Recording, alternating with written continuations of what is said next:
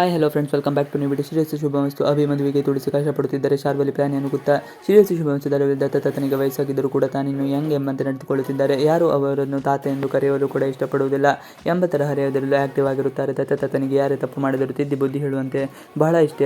ಅದರಲ್ಲೂ ತಪ್ಪು ಮಾಡಿದವರಿಗೆ ತಕ್ಕ ಶಿಕ್ಷೆಯನ್ನು ಕೊಡುತ್ತಾರೆ. ದುರದೃಷ್ಟಕರವೆಂದರೆ ಮೊಮ್ಮಗಳು ಸಂಧ್ಯಾ ಪದೇ ಪದೇ ತಪ್ಪು ಮಾಡಿ ಸಿಕ್ಕಿಬಿದ್ದರೂ ಯಾವುದೇ ಶಿಕ್ಷೆ ಕೊಡಲು ಆಗುತ್ತಿಲ್ಲ. ಹೇಗಾದರೂ ಸಂಧ್ಯಾ ಎಸ್ಕೇಪ್ ಆಗಿಬಿಡುತ್ತಿದ್ದಾಳೆ. ಅತ್ತಿಗೆ ಒಡವೆ ಕದ್ದ ಸಂಧ್ಯಾ ದತ್ತ ವಾಕಿಂಗ್ ಎಂದು ಶೇಷು ಜೊತೆಗೆ ಹೋಗಿದ್ದಾನೆ. ಸಮರ್ಥ ಕೆಲಸಕ್ಕೆ ಸಂದರ್ಶನ ನೀಡಲು ಹೋಗಿದ್ದಾನೆ. ಇದೇ ಸಂದರ್ಭದಲ್ಲಿ ಸಿರಿ ಕೂಡ ಅಂಗಡಿಗೆ ಹೋಗಿದ್ದಾಳೆ.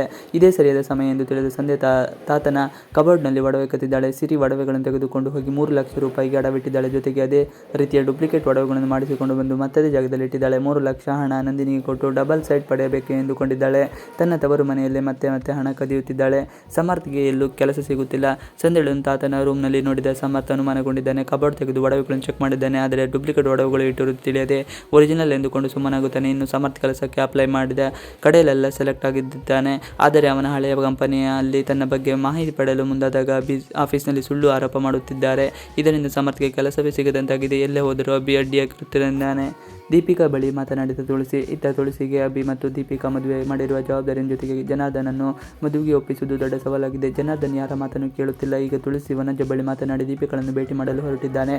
ಪೂರ್ಣಿ ಮತ್ತು ಅವಿನಾಶ್ ಕೂಡ ತುಳಸಿ ಜೊತೆಗೆ ಬಂದಿದ್ದಾರೆ. ದೀಪಿಕಾಳನ್ನು ಅಭಿ ಜೊತೆ ಮದುವೆಯಾಗಲು ಇಷ್ಟವಿದೆಯೇ ಎಂದು ಪ್ರಶ್ನೆ ಮಾಡುತ್ತಾಳೆ. ದೀಪಿಕಾ ತನಗೆ ಯಾರು ಬೇಡ, ಅಭಿ ಒಬ್ಬ ಸಿಬ್ಬಾರೆ ಸಾಕು, ಅವರನ್ನು ಪ್ರೀತಿಸಲು ನನಗೆ ಕೈಯಲ್ಲಿ ಸಾಧ್ಯವಿಲ್ಲ ಎಂದು ಹೇಳುತ್ತಾನೆ. ಅಭಿ ಮದುವೆಗೆ ಮತ್ತೆ ಅಡ್ಡಿ ಬರುತ್ತಾ ದೀಪಿಕಾ ಮಾತನ್ನು ಕೇಳಿದ ತುಳಸಿ ಖುಷಿಯಾಗುತ್ತದೆ. ಅವಿನಾಶ್ ಈಗಲೇ ಅಭಿಯನ್ನು ಕರೆಯಿಸುತ್ತೇನೆ, ಇಬ್ಬರಿಗೂ ಮದುವೆ ಮಾಡಿಸೋಣ ಎನ್ನುತ್ತಾನೆ. ಆಗ ತುಳಸಿ ಹಾಗೆಲ್ಲ ಮಾಡಬಾರದು, ಜನಾರ್ದನನ್ನು ಒಪ್ಪಿಸಿ ಮದುವೆ ಮಾಡಿಸೋಣ ಎನ್ನುತ್ತಾಳೆ. ಈ ವಿಚಾರ ಕೇಳಿ ಶಾರ್ವರಿ ಜನಾರ್ದನನ್ನು ಭೇಟಿ ಮಾಡುತ್ತಾಳೆ. ಈಗ ನೀನು ಸುಮ್ಮನಿದ್ದರೆ ಇನ್ನು ಕೆಲವು ದಿನಗಳಲ್ಲಿ ದೀಪಿಕಾ ಹಾಗೂ ಅಭಿ ಮದುವೆ ನಡೆದು ಹೋಗುತ್ತದೆ. ನೀನು ಗೊತ್ತಿಲ್ಲದೆ ಈಗಾಗಲೇ ಮದುವೆ ತಯಾರಿ ನಡೆಯುತ್ತಿದೆ ಎಂದು ಮಾಹಿತಿ ನೀಡಿದ್ದಾಳೆ. ಈ ಅಭಿ ಮದುವೆ ಶಾರ್ವರಿ ಅಡ್ಡಿಯಾಗುತ್ತಾಳೆ ಎಂಬುದನ್ನು ಕಾದು ನೋಡಬೇಕಾಗಿದೆ. ಇವಿಷ್ಟು ಇವತ್ತಿನ ವಿಡಿಯೋ. ಈ ವಿಡಿಯೋ ಇಷ್ಟ ಆದರೆ ಪ್ಲೀಸ್ ಲೈಕ್ ಆ್ಯಂಡ್ ಸಬ್ಸ್ಕ್ರೈಬ್ ಮಾಡಿ. Thanks for watching video.